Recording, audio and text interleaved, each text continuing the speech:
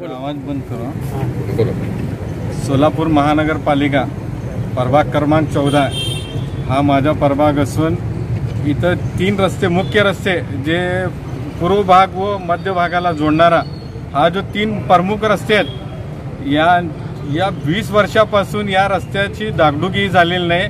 मी वारंवार तक्रार केलो होतो आयुक्त साहेबांना, महापौर ताई आणि सभागृह नेता यांना लेटरही पत्रही दिलेले आहे की आपण या रस्त्याची पाहणी करून या रस्त्याच्या बजेट मंजूर करून द्यावा.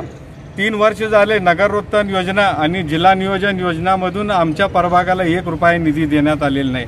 बघ, आमचा प्रभाग विकासापासून वंचित राहावं का? इथले लोक टॅक्स भरत नाही का? मग हा मुस्लिम बाहुल्य भाग आहे म्हणून तुम्ही इथं लक्ष देणार नाही का?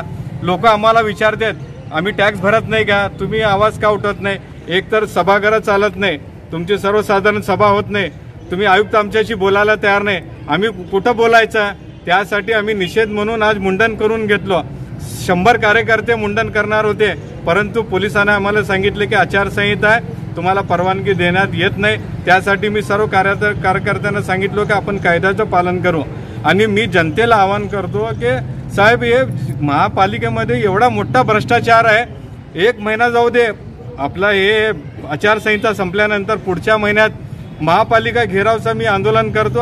तुम्ही या, मी दाखवतो तुम्हाला की महानगरपालिकेमध्ये भूमी मालमत्तामध्ये कोण